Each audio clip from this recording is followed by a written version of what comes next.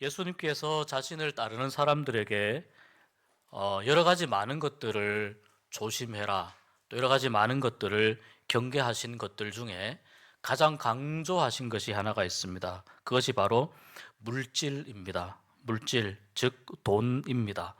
왜냐하면 예수님께서는 이 물질이 가진 힘과 위력을 너무나 잘 아시기 때문입니다.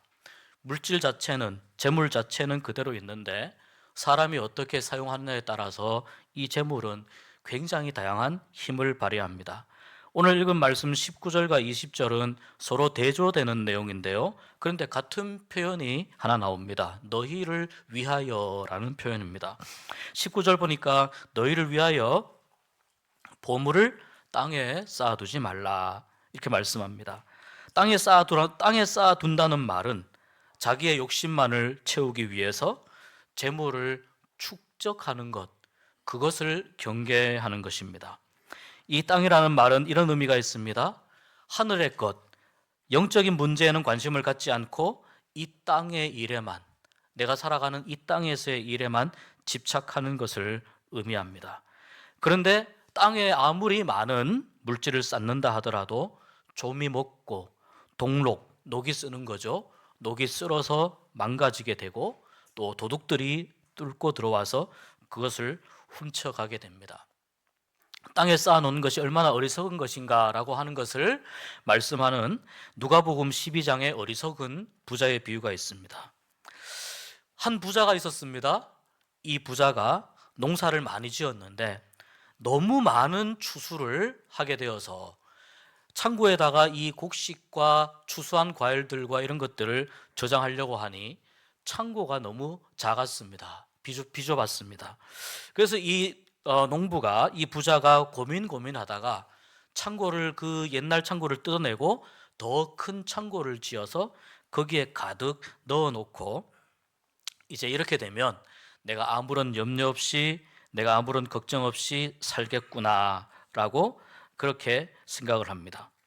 그런데 부자가 그렇게 생각하고 있는 중에 하나님께서 이 부자에게 이야기합니다. 어리석은 부자야, 네가 많은 것을 창고 안에 넣어놓고 살고 있지만 만약에 내가 오늘 밤에 너의 영혼을 내가 데리고 가면 네가 창고 안에 넣어놓았던 그 많은 재물들은 어떻게 되겠느냐, 이라고 하는 것이 이 어리석은 부자의 비유입니다. 가만 생각해 보면은 오늘날 참 많은 사람들이 이 부자와 같은 삶을 추구하는 것 같습니다.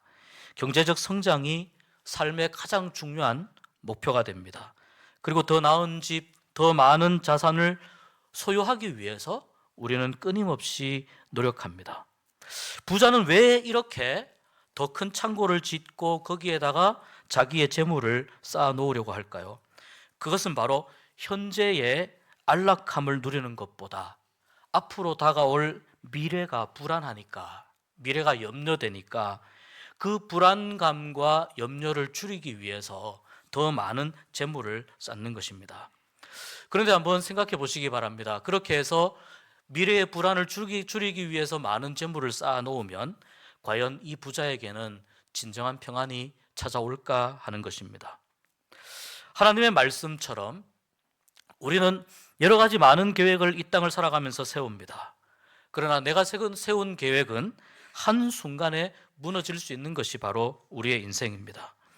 많은 재물을 쌓고 살아가는 그 인생이 참된 행복과 안전을 주지 못한다는 것입니다.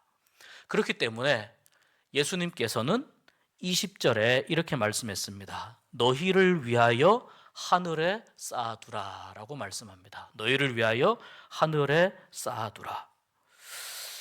당시에 왜 예수님께서 이 말씀을 하셨느냐면은 당시에 이런 사람들이 있었습니다. 외식하는 사람들이 있었습니다. 그래서 내가 의로운 사람이야, 내가 선한 사람이야, 이것을 과시하려고 하는 목적으로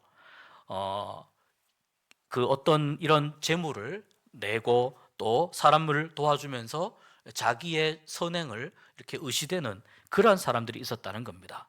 그런데 하늘에 쌓아두라고 하는 이 말은 무슨 뜻이냐면 그러한 자기의 의를 과시하려고 하는 목적이 아니고 형제를 사랑하는 마음으로 또 인색함 없이 기회가 주어지는 대로 형제를 돕고 형제를 사랑하라, 형제에게 베풀라라고 하는 것이 바로 이 말씀의 내용입니다. 왜냐하면 21절에 보물이 있는 곳에 마음도 거기 있기 때문입니다. 집안에 만약에 커다란 금고를 사서 거기에 나의 모든 재물을 넣어 놓는다면 나의 마음이 어디에 갈까요? 온통 그 금고에 가 있겠죠. 그러나 하나님의 나라와 하나님의 영광을 위해서 이 재물을 사용한다면 나의 마음은 자연스럽게 하나님의 나라에 가 있게 됩니다. 그러니 재물을 어떻게 사용하느냐에 따라서 나의 마음 속에 어떤 것으로 채워지느냐가 결정이 됩니다. 금고에 재물이 가득 있으면 금고에 마음이 가 있고, 하나님 나라의 재물이 있으면 하나님 나라의 마음이 가 있다고 이야기할 만큼 이 재물이 사람의 마음을 움직일 수 있는 아주 강력한 힘을 가지고 있습니다. 제가 꽤 한 오래전에 어느 선교사님께 들은 이야기인데, 선교지에서 교회가 급격하게 성장하다가 어느 순간 이 교회의 성장 곡선이 둔화되는 지점이 있답니다. 급격하게 교회가 성장하다가 어느 시점이 되면 더 이상 교회가 성장하지 않고 성장하는 속도가 뚝 떨어지는데, 그것이 어디냐면 그 나라의 1인당 국민소득이 한 6, 7천 불에서 10,000불 정도에 진입을 하게 되면, 그 정도의 국민소득에 진입을 하게 되면 그때부터 그 나라에서의 선교는 어려워진다라는 이야기를 이렇게 들은 적이 있습니다. 왜 이렇게 이 개인의 어떤 경제적인 소득과 이익과 교회의 성장 속도가 영향을 주고받는 것일까요? 그것은 바로 선교의 내용을 보면 우리가 잘 알 수 있는데, 대부분 선교를 가는 나라들은 선진국이 아니라 옛날에는 후진국이라고 했는데요, 이제 이 말이 굉장히 좀 차별적인 의미가 있다고 해서 개발도상국으로 일반적으로 사용합니다. 그래서 이 개발도상국에 굉장히 경제적으로 어려운 나라에 보통 선교를 많이 갑니다.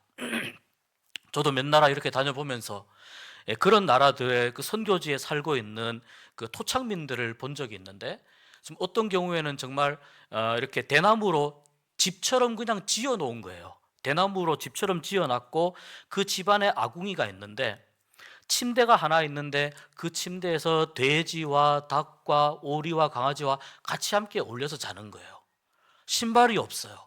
그리고 그 선교사님의 그 사역지를 이렇게 방문해서 갔는데, 그 입고 있는 옷을 가리켜서 이야기를 하시는 거예요. 이 옷 우리가 작년에 와서 나누어 주었던 옷인데 아직도 입고 있다, 이렇게 이야기하는 거예요. 그러니까 사실 이렇게 힘들고 어렵게 살아가는 그런 그 나라들이, 그런 사람들이 굉장히 많이 있다는 거죠.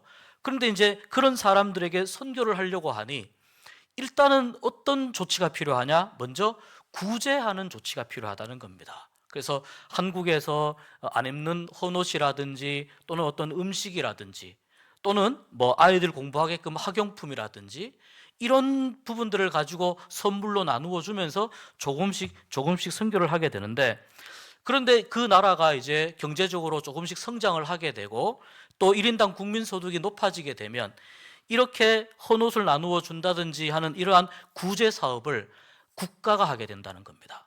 그 다음에 그 나라에 있는 여러 다양한 그 사회 사업을 하는 그러한 사회복지기관들이 이러한 일들을 점점 감당하게 된다는 겁니다.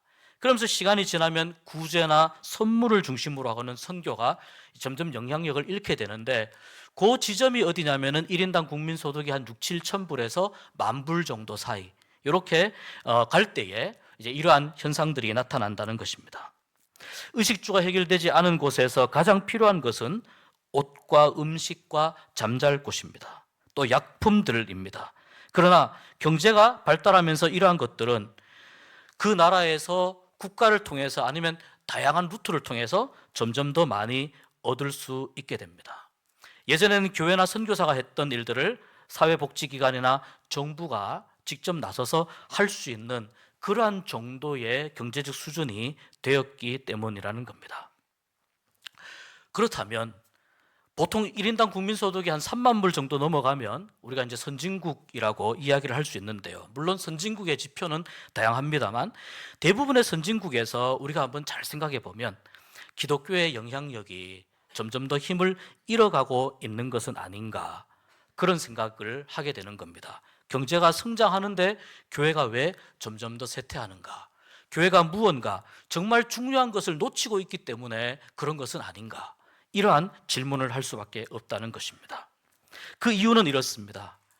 점점 시간이 지나면서 그 나라의 경제가 발전하게 될 때에 이제 교회에서 나누어 주는 물품도 좋지만, 선교사가 나누어 주는 물품도 좋지만, 나라에서 국가에서 체계적으로 나누어 주는 많은 물품들, 물질들, 이러한 영향력들이 점점 커지게 되고, 또 돈으로 모든 것이 다 되고 돈으로 살 수 있는 것들이 이제는 선교사에게 의존하지 않아도 얼마든지 얻을 수 있기 때문에, 그래서 이러한 물질의 영향을 받으면서 점점 교회에 대한 관심을 잃어버리게 되는 거죠. 이렇게 다양한 경제적인 혜택을 얻게 되면서 동시에 나타나는 현상이 뭐냐? 보이지 않는 하나님을 체험하고 하나님을 만나는 기회가 점점 줄어들게 된다는 겁니다. 또 풍요로움 속에서 여러 가지 다양한 즐길거리들이 조금씩 생겨납니다. 재미있는 것들이 세상에 가득하기 때문에 그러한 재미있는 것들, 그러한 재미에 빠져버리게 된다는 것입니다. 예를 들어서 어떤 스포츠라든지 또 레저 문화라든지 또 다양한 문화적인 어떤 활동들이라든지 또 게임을 한다든지 또는 어떤 유흥을 즐긴다든지, 그러다 보면 극단적인 어떤 말초적인 쾌락을 얻기 위해서는 금지된 약물에까지 손을 대는, 점점 더 이렇게 경제적인 발전이 이러한 모양으로 몰고 가게 된다는 것이죠. 그렇게 되면은 교회에서 이야기하는 그 이야기들이 고리타분한 이야기처럼 여겨지게 된다는 것입니다. 여러분, 한번 생각해 보시기 바랍니다.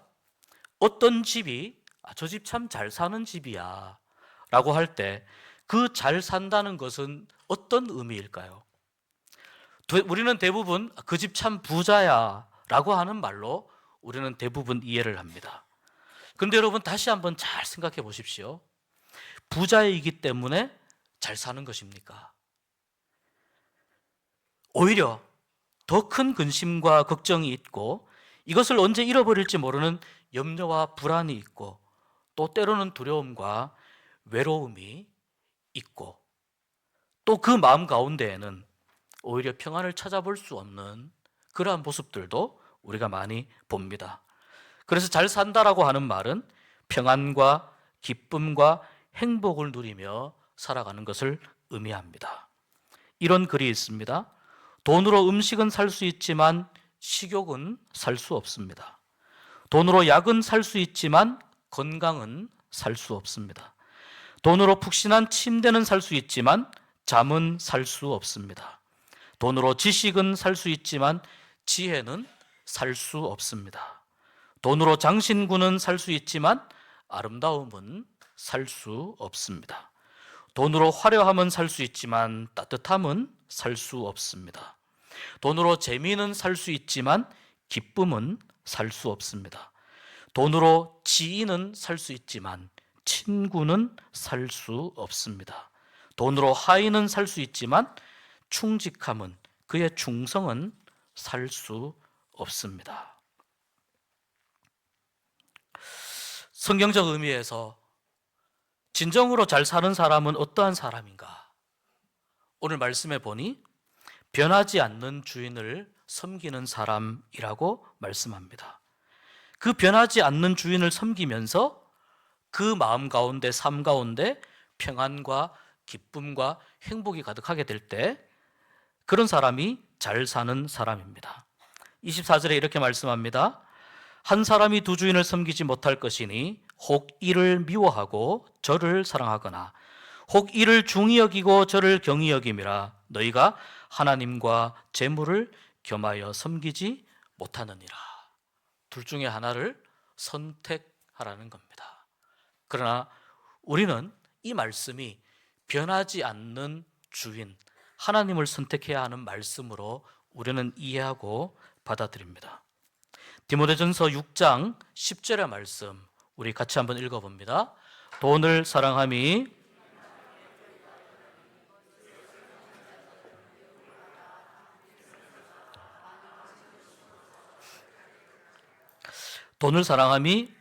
모든 악의 뿌리가 된다라는 말씀입니다. 이어서 디모데전서 6장 11절 12절 말씀 읽어봅니다. 오직 너 하나님의 사람아 이것들을 피하고 의와 경건과 믿음과 사랑과 인내와 온유를 따르며 믿음의 선한 싸움을 싸우라. 영생을 취하라. 이를 위하여 내가 부르심을 받았고 많은 증인 앞에서 선한 증거를 하였도다. 이것들을 피하라. 무엇을 피하라는 거죠? 탐심을 피하라는 겁니다. 골로새서 3장 5절 말씀 같이 읽어봅니다. 그러므로 땅에 있는 지체를 죽이라. 곧 음란과 부정과 사욕과 악한 정욕과 탐심이니 탐심은 우상 숭배니라. 자, 6절 이어서요. 이것들로 말미암아 하나님의 진노가 임하느니라. 성경은 탐심이 우상 숭배라고 우리에게 말씀해 줍니다. 그래서 여러분, 우리에게 성경적인 물질관이 정말 필요합니다. 우리가 얼마나 많은 것을 가지고 있고 얼마나 많은 것을 누리고 있느냐에 상관없이 우리 모두는 다 물질의 노예가 될 수 있는 가능성이 다 있습니다. 그러나 우리가 성경적인 물질관을 가질 때 우리는 물질의 노예가 되지 아니하고 하나님의 거룩한 자녀로서의 정체성을 가지게 됩니다. 첫 번째, 물질보다 더 중요한 것이 너무나 많다는 것을 우리는 기억해야 합니다. 야곱이 형 에서를 속이고 멀리 도망갔다가 결혼도 하고 자녀도 낳고 큰 거부가 되어서 부자가 되어서 이제 다시 고향으로 돌아옵니다. 보통 이렇게 되면 정말 의기양양하게 아주 사기가 하늘을 찌를 듯이 그렇게 기분 좋게 돌아와야 되는데 야곱은 고향이 가까우면 가까울수록 점점 더 마음이 평화롭지 않았습니다. 왜 그러냐? 야곱이 고향을 떠난 이유가 형 에서를 속였고 그래서 형 에서가 나를 죽일 것이라고 하는 그러한 그 위협을 계속 느꼈기 때문입니다. 과연 형 에서가 나를 맞아줄까? 내가 형 에서와 과연 화해를 할 수 있을까? 이러한 마음이 들면서 야곱의 마음이 평화롭지 않았습니다. 그래서 어떻게 하느냐? 야곱이 야복강까지 왔을 때에 종들과 가축들과 그리고 자신의 부인과 심지어 자녀들까지 먼저 강을 건너서 가게 합니다. 그리고 자기 혼자 이 강가에 혼자 남아서 밤을 새우게 됩니다. 마음이 평화롭지 않고 불안하고 두렵기 때문에 그런 것이죠. 그 밤에 야곱이 밤을 새우다가 거기에서 이제 천사를 만나서 그 유명한 야곱과 천사 사이에 씨름이 벌어지게 되는데 결국 야곱이 끝까지 이 천사를 붙잡고 늘어지자 그 천사가 야곱에게 이야기합니다. 내가 졌다. 그러니 앞으로 너의 이름은 야곱이 아니다. 너의 이름은 앞으로 이스라엘이라 불러라. 이렇게 말합니다. 야곱은 무슨 뜻이냐면 발목을 잡는 사람 이런 뜻입니다. 여러분 잘 걸어가는 사람에게 발목을 탁 걸어보시면 어떻게 됩니까? 바로 넘어지게 되죠. 아무리 운동신경이 뛰어나도 참 중심 잡기가 쉽지 않을 겁니다. 야곱은 그런 존재입니다. 다른 사람의 인생에 발목을 잡는 사람, 태클을 거는 사람, 이것이 야곱이에요. 얼마나 자기가 형 에서의 삶에 태클을 걸면서 살았잖아요. 형 에서의 삶에 발목을 붙잡고 놓아주질 않았잖아요. 그런데 이제 이 천사가 헤어지면서 너는 이제 야곱이 아니다. 너는 지금부터 사람들의 발목을 잡고 사는 사람이 아니다. 너는 누구냐? 이스라엘이다. 하나님과 겨루어 이긴 사람이라는 뜻입니다. 하나님과 겨루어 이겼다. 정말 야곱이 이겼겠습니까? 아니죠. 그 야곱의 끈기와 삶에 대한 집착과 끈질기게 하나님을 붙잡고 놓지 않으려고 하는 그 근성을 보시고 하나님께서 야곱에게 복을 주신 거죠.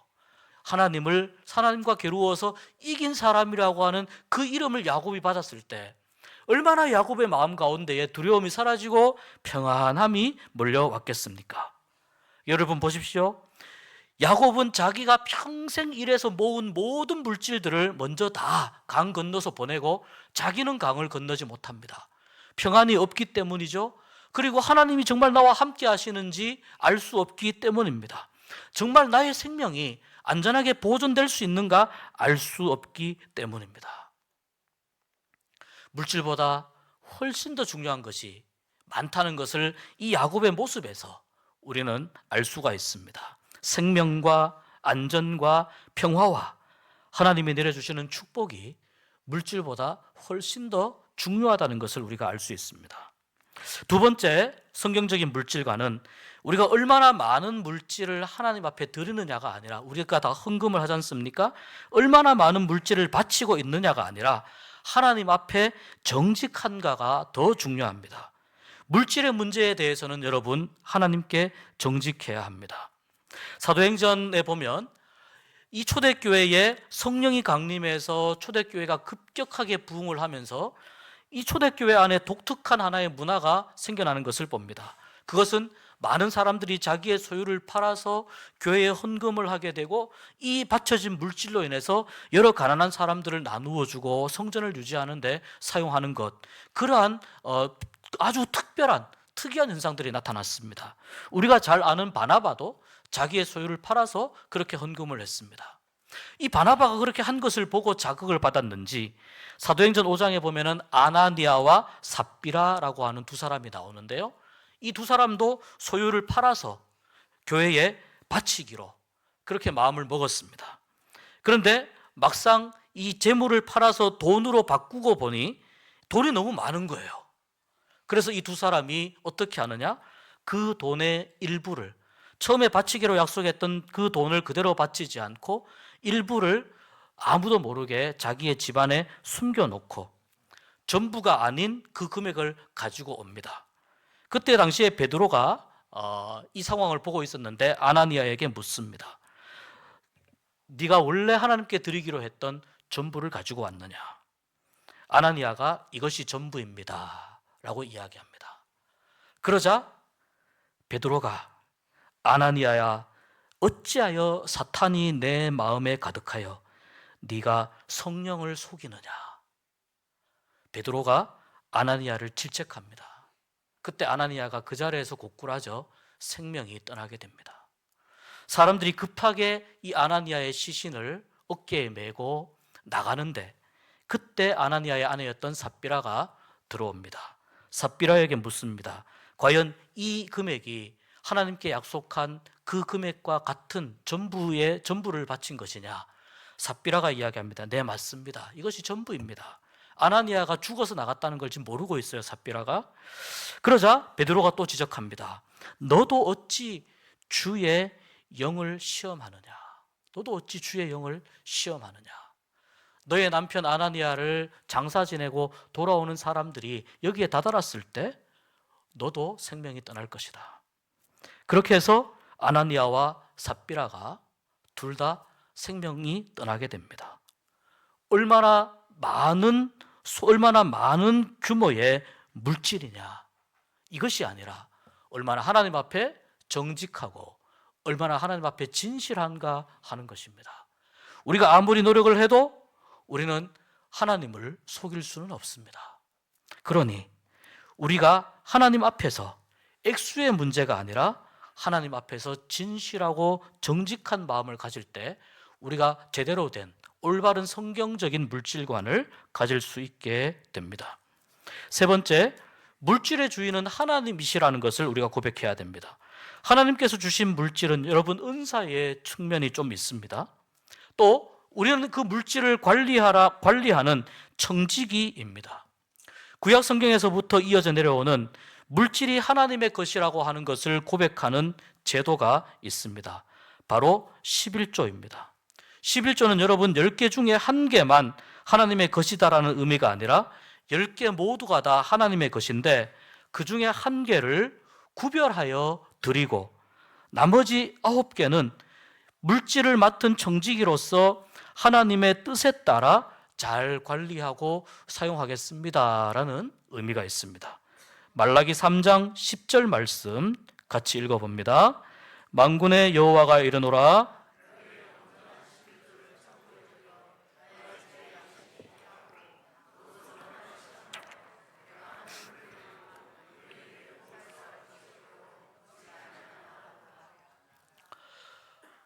온전한 11조를 드리는 사람만이 이 고백을 할 수 있는 것입니다. 우리는 하나님께서 주신 것을 관리하는 청지기라고 하는 것을 기억을 할 때 우리는 성경적인 물질관을 가지게 됩니다. 네 번째, 경제가 점점 발달할수록 물질관은 더 분명해져야 합니다. 1인당 국민소득이 5천 불 이하인 나라와 1인당 국민소득이 3만 불, 5만 불, 10만 불 이상인 나라의 사람들의 생각은 매우 다릅니다. 개발도상국의 경우에는 맛있는 밥 먹고 편한 잠자리에서 자고 아무렇게나 입을 수 있는 옷을 입고 지내는 것이 그렇게라도 된다면 얼마나 감사할까. 1년 전에 나누어 주었던 그 옷을 그대로 입고 있다라는 말은 무슨 뜻입니까? 갈아입을 옷이 없다는 거예요. 그런데 이제 경제가 발달하고 수입이 많아지게 될 때에 아파트 평수를 늘려서 이사가고 그리고 더 비싼 음식을 먹고 여기저기 여행도 많이 다니고 또 유명 브랜드의 옷을 입는 정도로만 생각한다면 그것이 하나님이 기뻐하시는 일일까? 우리가 한번 좀 생각해 보아야 됩니다.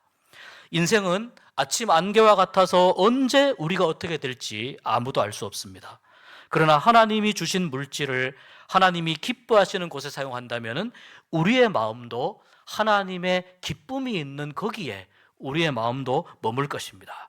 그렇다면 우리가 언제든지 하나님이 부르셔도 우리는 기쁘게 천국에 갈 수 있습니다. 왜냐하면 그렇게 사용할 때 우리는 물질을 섬기는 사람이 아니라 하나님을 섬기는 사람이 되기 때문입니다. 그래서 여러분, 그리스도인으로서 물질을 바라볼 때에는 어떤 관점이냐? 우리는 재물을, 돈을 다스리는 사람, 돈을 다스리는 사람이라는 겁니다. 다섯 번째, 기독교의 더 높은 가치와 이상을 가르쳐야 됩니다. 디모데전서 6장 17절에서 19절 말씀 우리 같이 읽어봅니다.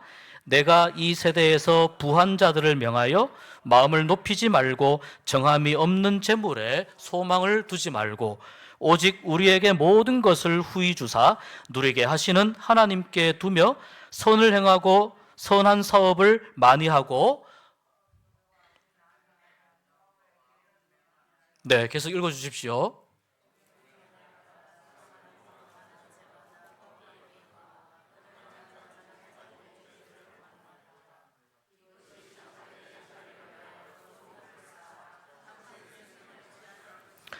네, 아멘. 여기까지 잠깐 보면 17절을 한번 보시면은 내가 이 세대에서 부한 자들을 명하여 마음을 높이지 말고 정함이 없는 재물에 소망을 두지 말고 어디에 소망을 두라고요?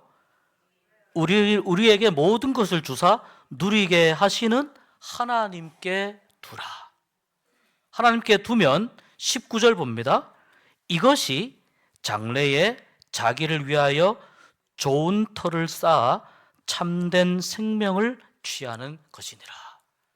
이것이 장래에 자기를 위하여 좋은 터를 쌓아 참된 생명을 취하는 것이니라. 즉 하나님 나라에서 영원히 살게 되는 하나님 나라의 비전을 가지게 된다는 것입니다. 어떻게 할 때요? 소망을 재물에 두지 않고 하나님께 둘 때 우리가 참된 생명을 취하게 됩니다. 메슬로우라고 하는 그 학자가 인간의 욕구 이론을 이렇게 만들었습니다. 아주 오래전에 나온 이론인데 인간의 욕구를 아주 잘 설명하는 그러한 이론입니다. 가장 밑에 있는 단계가 뭐냐면은 생리적인 거예요. 먹는 거, 그 다음에 또 자는 거, 또 물 마시는 거, 이러한 생리적인 욕구예요. 그 다음 단계가 뭐냐면은 안전의 욕구예요. 내가 안전하게 살아가는 것, 경제적으로도 안전하게 살고 심리적으로도 안전하게 살고자 하는 욕구가 있어요. 그 위에 세 번째 단계가 뭐냐면 소속과 애정의 욕구. 사람은 전부 다 사회적 동물이라 어디에 소속되기를 원합니다. 소속되기를 원하고 사람들에게 타인에게 사랑을 받고 사랑을 주기를 원합니다. 이것이 소속과 애정의 욕구입니다. 네 번째 단계로 올라가면은 존경의 욕구라는 것이 있습니다. 다른 사람에게 존중받고 싶은 마음이 있어요. 내가 무언가를 큰 일을 이루었을 때 칭찬받고 존중받는 것, 또 나의 자존심을 인정해 주는 것, 타인이 나를 인정해 주는 존경받는 이러한 존경의 욕구가 있습니다. 그리고 이 존경의 욕구보다 더 위에, 맨 위에 꼭대기에 인간의 모든 욕구에서 가장 고차원적인 욕구가 뭐냐? 자아 실현의 욕구입니다. 나에게 숨겨져 있는 잠재성을 최대한 발휘해서 내 삶에서 무언가를 이루는 거예요. 문제를 해결하는 거예요. 또 도덕성을, 아주 좋은 도덕성을 키워내는 거예요. 또 자기 자신을 성찰하고 돌아보는 그런 마음 상태를 의미합니다. 그리고 이 자아 실현의 욕구에는 어떤 게 있냐면은 삶의 의미를 추구합니다. 내가 살아가는 인생이 어떤 의미가 있느냐, 이것을 추구하는데, 그래서 철학에 관심을 가진다든지 예술에 관심을 가진다든지 아니면 아주 깊이 있는 어떤 과학적인 분야에 관심을 가진다든지, 그리고 마지막 한 가지, 종교에 관심을 가진다든지, 이것이 사람의 욕구의 이 그림 속에 있는 가장 정점에 위치하고 있는 자아 실현의 욕구에 해당되는 것입니다. 종교는 바로 그 꼭대기에 있습니다. 이러한 자아 실현의 욕구가 보여주는 것처럼 우리가 과연 무엇을 추구할 것인가라고 할 때, 우리가 어떻게 하면은 구원받은 사람으로서, 그리스도인으로서 제대로 된 물질관을 우리가 가질 수 있는가라고 할 때에 우리는 우리가 꿈꾸는 일이 무엇인지를 분명히 알아야 된다는 거예요. 그것이 뭐냐 여러분? 그것이 바로 하나님 나라입니다. 하나님의 나라를 꿈꾸는 사람이라면, 하나님의 나라를 향해서 나아가는 사람이라면 물질을 하나님의 뜻에 맞게 사용할 수 있고, 또한 하나님의 나라를 꿈꾸면서 살아가는 사람이라면 그 밑에 있는 여러 가지 다양한 그 욕구에, 그 모든 단계들에 휩쓸리지 아니하고 정말 한 방향을 향해서 꿋꿋하게 걸어갈 수가 있게 됩니다. 그래서 하나님 나라를 배우고 하나님 나라를 더 추구하고자 하는 그 열정을 잃지 말아야 합니다. 이사야 11장 6절에서 9절에 보니까 하나님의 나라가 어떤 것인지에 대해서 잘 설명해 주고 있습니다. 우리 한 절씩 번갈아 읽어봅니다. 그때의 이리가 어린 양과 함께 살며 표범이 어린 염소와 함께 누우며 송아지와 어린 사자와 살진 짐승이 함께 있어 어린아이에게 끌리며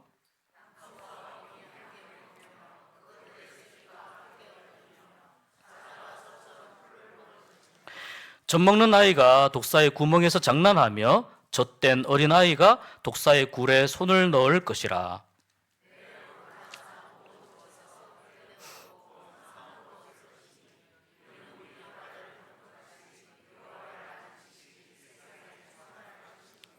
아멘.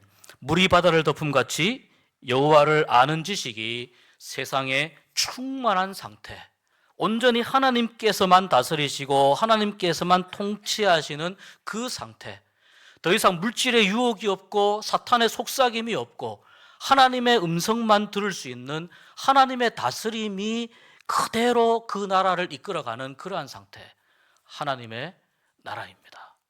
이 하나님의 나라에는 슬픔도 눈물도 시기도 아픔도 갈등도 거짓도 상처 주고받는 일도 없습니다. 이 하나님의 나라에는 평안과 기쁨과 소망과 하나님을 찬양하는 일과 평화롭게 살아가는, 어떠한 불안과 두려움 없이 평안을 누리고 살아가는, 하나님과 함께 기쁨을 누리며 살아가는 그러한 하나님의 백성만이 있을 뿐입니다. 그렇기 때문에 우리가 추구해야 할 가장 고귀한 가치는 무엇이냐? 하나님의 나라입니다. 여호와를 아는 지식이 오늘 그리고 앞으로 우리 덕신제일교회 위에 가득하기를 주의 이름으로 축복합니다. 여호와를 아는 지식이 여러분의 삶 가운데, 여러분의 심령 가운데 충만하여 넘치도록 여호와를 아는 지식이 여러분에게 가득하기를 주의 이름으로 축복합니다. 그래서 여러분, 어떠한 유혹도 어떠한 걱정과 염려도 하나님으로 인하여 더 이상 나를 해하지 아니하고 나를 힘들게 하지 아니하고 하나님 주시는 기쁨과 평안, 비록 온전하지는 않지만 그러나 하나님께서 나를 다스리셔서 내 안에서 역사하시는 참된 평화가 여러분의 심령 가운데, 여러분의 삶 가운데 가득하기를 주의 이름으로 축복합니다. 그래서 하나님을 더 알고 하나님을 더 배우고 더 깊은 신앙과 더 깊은 믿음의 수준을 갈망하고 사모하며 하나님의 나라를 사모할 때에 우리는 재물이 주는 유혹을 이기고 또 사탄의 속삭임을 우리는 과감히 물리치고 승리하면서 하나님의 백성으로서의 참된 복을 누리며 살게 될 것입니다. 여러 가지 다양한 이상한 형태로 찾아오는 복에 미련 갖지 마십시오. 우리가 추구해야 할 복은 오직 하나님과 함께하는 것입니다. 하나님이 우리에게 주시는 그 복인 줄 믿습니다. 하나님 나라를 꿈꾸며 이 세상 가운데에서 참된 그리스도의 백성으로 어떠한 유혹에도 넘어가지 아니하고 승리하는 여러분 되시기를 축복합니다.